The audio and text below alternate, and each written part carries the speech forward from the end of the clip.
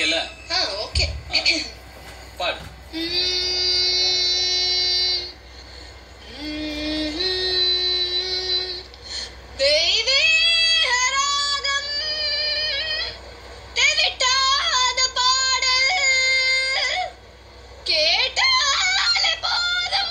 போதும். நீ பாடுறது உனக்கு கேக்குதா? നന്നായിട്ട് കേൾക്കുന്നുണ്ടല്ലോ.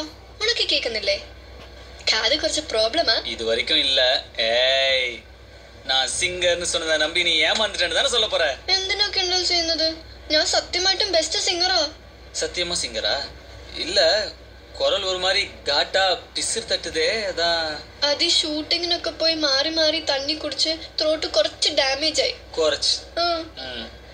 എന്റെ വോയിസ് കേട്ടിട്ട് സ്കൂളിൽ എല്ലാരും ചിത്രാമ്മയുടെ പോലെ ഉണ്ടെന്ന് പറയും. കുട്ടി കുട്ടി പ്രൈസ് എല്ലാം കൂടെ വാങ്ങിയിരിക്ക്. അമ്മയും പറയും എന്റെ വോയിസ് ശ്രേയാ ഘോഷലിന്റെ പോലെയാണെന്ന്. இன்னைக்குதான் இப்படி ஆயிப்போச்சு. அப்போ தொண்டை கட்டினாலதான் வாய்ஸ் இப்படி அடி வாங்கினது காரணங்கிறியா? சத்தியமா நம்புறேன். வைரமுத்து சாருக்கு வேற நாளைக்குள்ள அனுப்பணும். நீ வேற 2 மணிக்கு இறங்கிடுவ.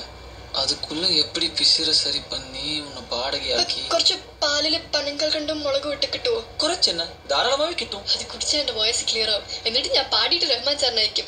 റഹ്മാൻ സാർ അത് കേട്ടിട്ട് എനിക്ക് ചാൻസ് തരും. എന്നിട്ട് ഞാൻ വലിയ സിംഗർ ஆயிடுவ. ஆயிட்ட. வர வருஷம் உன் பாட்டு தான் சந்து பொந்தெல்லாம் கேட்க போகுது. உன் குரலை கேட்டு அவன் செத்துருவான் பாரு. கண்டிப்பா நடக்கும். ஐயோ, ഞാൻ വന്ന് ரொம்ப நேரம் ஆச்சு. அம்மா தேடும். ഞാൻ போட்டே. பால் கொண்டு வந்தேக்க. நீ கவலைப்படாம போ.